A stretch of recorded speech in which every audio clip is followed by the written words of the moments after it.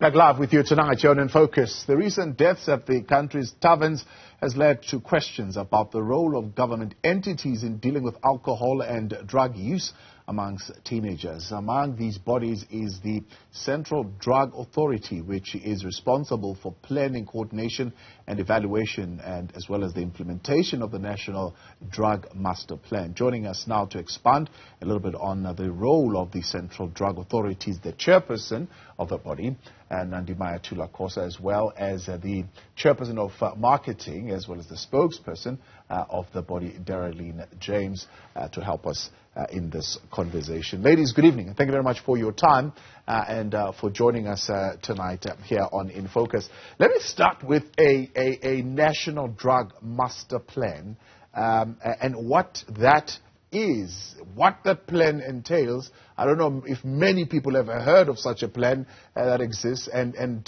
what has it been born out of? Chairperson? Yes, good evening. Good evening, Thabo. Good evening to the viewers. Good evening to my colleague, Ms. James. Indeed, the country has a single document, which is a single strategic document. You can call it a blueprint if you like. This is a document basically that outlines all the strategies that the country, including the government departments, including the provincial substance abuse forums in the communities, including the local drug action committees, for all of us as members of the CDA to actually deal or address substance abuse in our country. The vision of the National Drug Master Plan essentially is a South Africa free of substance abuse.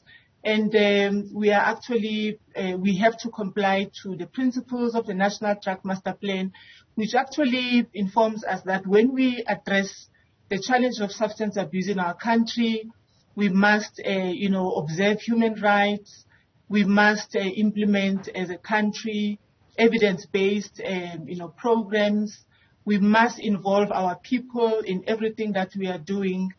This program, this plan is people-based, and it must include everyone in the community. So essentially, the National Drug Master Plan is that document that actually has about 7 goals that the national departments have to implement, as well as other stakeholders in the community that I've mentioned, and many, many other stakeholders, including the communities themselves. Yeah. And the first goal really is about reduction of demand of drugs, alcohol in our community, and there are various programs that these stakeholders are implementing in order to reduce the demand for drugs in terms of prevention, early intervention, in terms of treatment itself, and this must be evidence-based treatment, aftercare programs for those users who go to treatment centers up until they are reintegrated into the communities.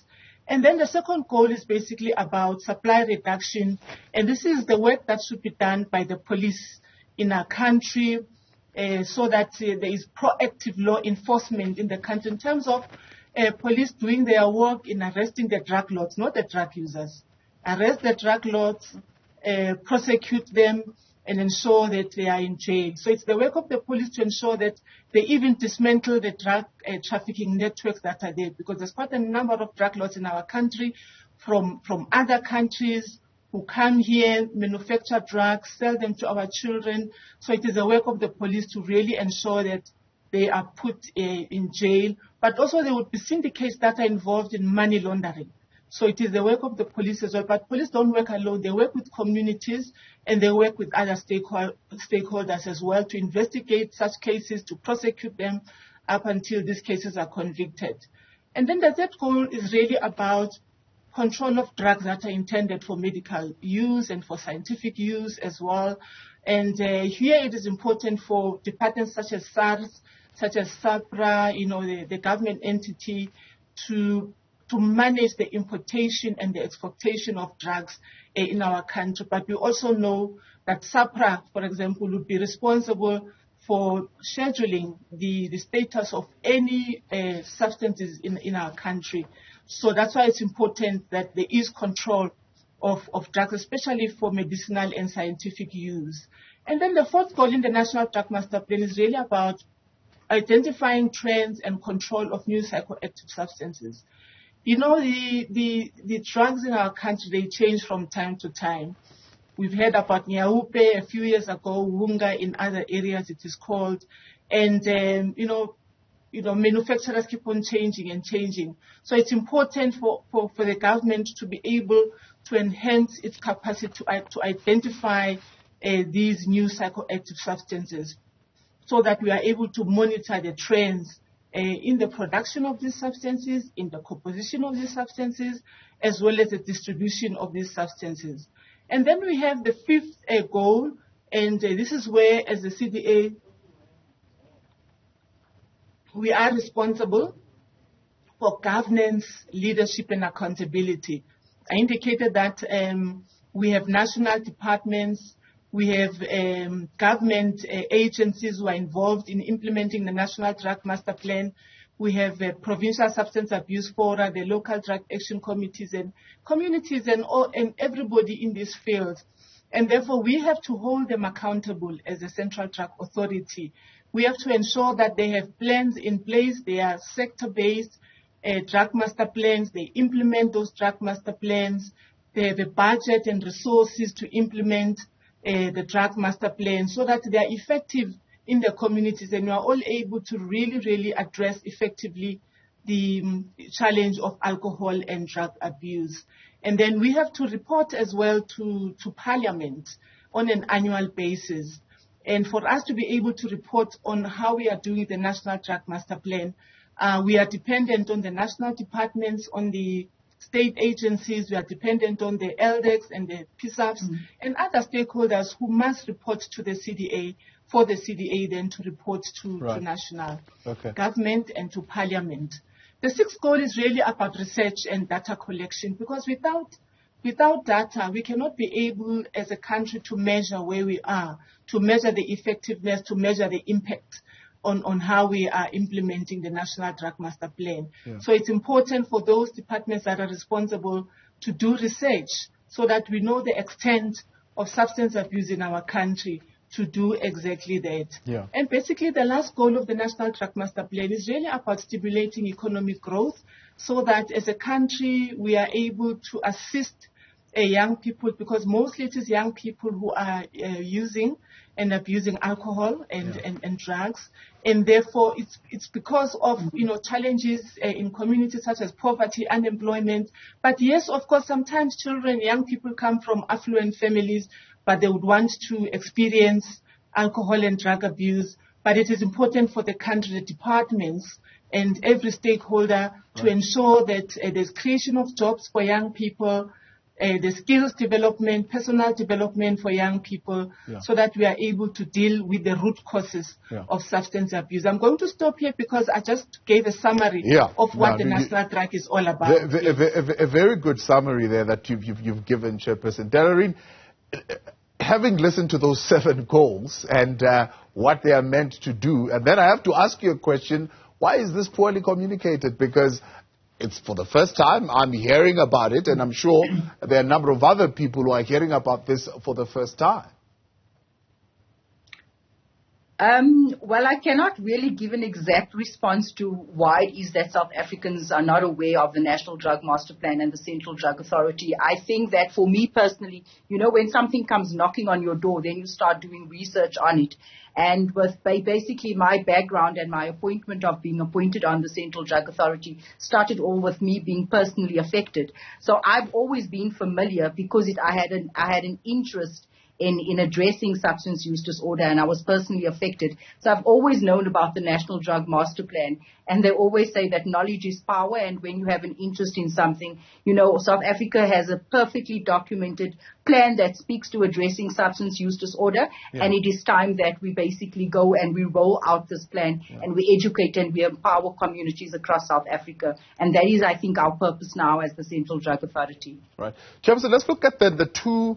Okay, maybe we'll look at 3 goals, but let's maybe start with goal number 5, governance, leadership, and accountability. So are you saying to us today, as communities, we are able to come to the CDA and say, CDA, hold these departments accountable, the Department of Social Development, hold these departments accountable. The Department of Arts and Culture, there are no facilities in our neighborhood. And part of the drug reduction master plan is that you've got to keep young people occupied with creative platforms where they can engage themselves instead of being caught in taverns where it's becoming dangerous and really unhealthy for their lives. And what powers do you have as the CDA to be able to get us those things in our communities? Yes, you are spot. Sorry. Chairperson. Okay, go chairperson. Yeah. Okay. Right. You are really spot on. Communities have the right to come to the CDA, and fortunately we do have a website as the CDA. We have a Facebook page, we have Twitter, and so we encourage communities to engage with us through those media pages and social pages, and indicate to us the problems, the challenges that they are encountering in communities. As you correctly say, that in many instances young people will say, well, we engage in substance abuse because there are no recreational facilities, there are no sports grounds, we take drugs as an entertainment kind of substance.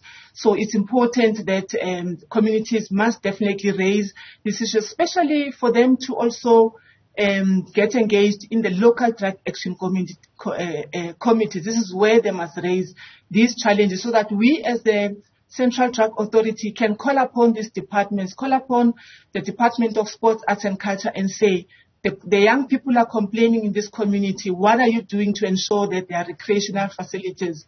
We can call upon the Department of Social Development if young people are saying, look, we don't have access to treatment centers. Or they can say the treatment centers are very expensive. What do? We can't afford. So we can call upon the Department of Social Development and the Department of Health to account to say what are they going to do with this problem. So we have powers. The Act on Prevention of and Treatment of Substance Abuse provides us with powers to call upon these departments and make them to be accountable. And if they are not accountable, we have all the right to report to them through the Minister of Social Development and to the Cabinet. And I'm sure the Cabinet has means and ways of ensuring that departments and those stakeholders who are responsible do their work. Yeah. Dereleen, on point one or goal one, reduction of demand, of course there's been conversation around advertising and marketing of alcohol in particular, because I suppose, when you talk drugs, immediately people say, no, drugs are bad value, we don't want to go there. But alcohol is a drug to many, and it's readily available and quite well marketed to some instance. How does the CDA come in that question as far as reduction of demand and strategies that would need to be implemented in terms of control of the marketing and advertising of alcohol products? Well, obviously, when we look at Goal 1, we then speak and engage to communities like you've just seen recently with the many killings at taverns that affects children, community engagements, and those engagements then informs the CDA in terms of us making recommendations to the relevant departments that steerheads those regulations in terms of advertising. On the CDA, we also have representation from the Liquor Board. We have representation from everyone that plays a part in the demand reduction, and then we would then sit and recommend and come up with ideas and see how and where we can strengthen policy to best protect communities and vulnerable people such as the youth. Yeah. So what is your degree, Dereleen, again, of engagement with the liquor boards? How far do you engage them? Certainly we are seeing in the recent events that have been reported issues of non-compliance, and the liquor board almost coming after the fact to say this particular establishment was non-compliant. Yes, at present, in response to, and unfortunately, in response to what has happened, we are embarking on community consultations, and we are bringing all the relevant stakeholders together. Our next roundtable discussion will be in the Eastern Cape later on this month to see how we can prevent such incidents from ever occurring in our in our country again. So yes, we are looking at also, keeping the liquor board accountable in terms of empowering community on regulations, because communities are not able to speak out against these illegal taverns if they are not empowered with regulations. So I think it's very important that they also play their role in terms of empowering communities on what the regulations are when it comes to having these taverns, when it comes to underage drinking as well. But why, though? Why are communities feeling disempowered to report? I mean, if you look at that particular issue of the Eastern Cape, that community there saying we've been reporting continuously of the illegal operations here, operating after hours, the noise and all the kind of activities and the selling of alcohol to minors. But nothing ever happens. So, I mean, why are we leading communities to feel almost as if they are helpless, even if they report? Nothing ever gets done. You know what, that is just a sad state that we have in most communities where they felt that they are not being heard. But for me, it is, communities should never give up on reporting. And when we report, we shouldn't just be reporting to our local SAPs. It's not only SAPs that is responsible. We also have your municipality. We have your bylaws that needs to be reinforced. And this is why it's so important for the Central Drug Authority to ensure that we have the provincial substance abuse forums as well as your local drug action committee. Your local drug action committee is your closest to your communities, and those establishments and those bodies are then there to ensure that they take these challenges from the community and they escalate it in such cases where communities not getting taken seriously or they just feel helpless, nothing is being done about their complaints. Yeah. Mayathula, let's talk then about what is happening now as the CDA. What is your board talking about as you look at what is going on and the debates that are currently going on around the minors having access to alcohol, the dangers that are being targeted at minors in these establishments? What recommendations are you thinking about to make to Cabinet? Because I see part of what you do as far as your mandate is to make recommendations to Cabinet around the strategies. Yes, indeed. One of our powers and duties is to, make a recommendation as well as advise the ministers. And you might, one of the things is that the DTIC, the Department of Trade and Industry and Competition, is actually working on an amendment bill.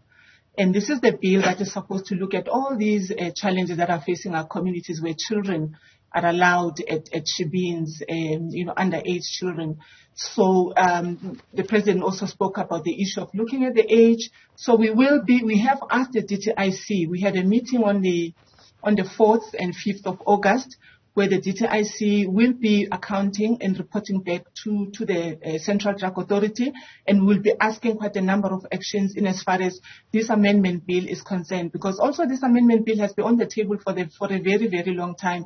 So we want to look at various provisions in the bill that will ensure that, as you said, the liquor board must do their work. They must monitor on a daily basis the licenses that they give to the shebeens and taverns, ensuring that those taverns and shebeens and restaurants and everybody else, even bottle stores, they adhere to the licenses. And if they don't, law must really take its course. So these are the questions we are going to be asking.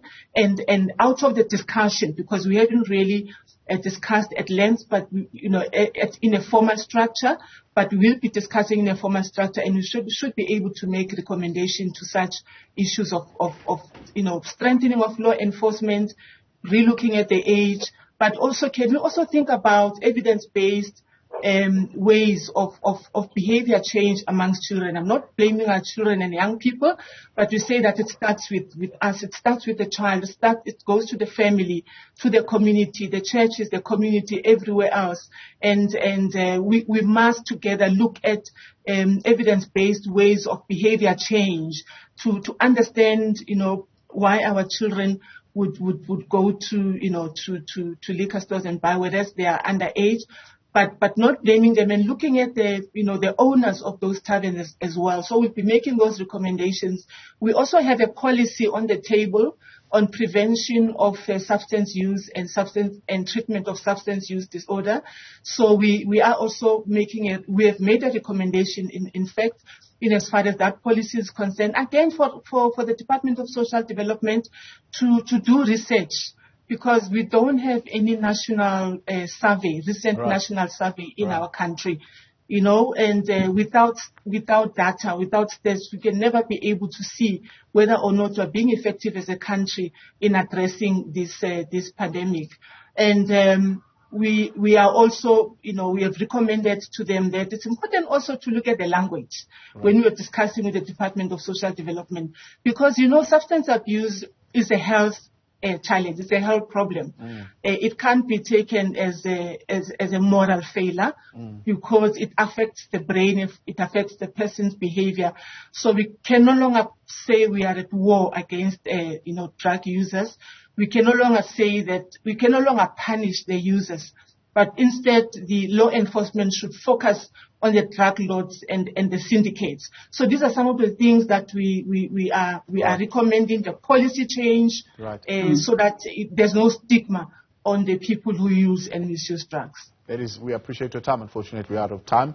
Dereleen, we're going to hold you accountable. You must communicate a little bit more. We'll bring you back so that you can help us in this fight in the country. Much appreciated. Let me change my language. It's not a fight, by the way. It's an endeavor to certainly assist our communities. I appreciate your time, and thank you very much for coming on this evening. Was the Central Drug Authority Chairperson Nandi Mayathula Khoza and Dereleen James, the authority's Communications and Marketing Chairperson and the spokesperson for the body.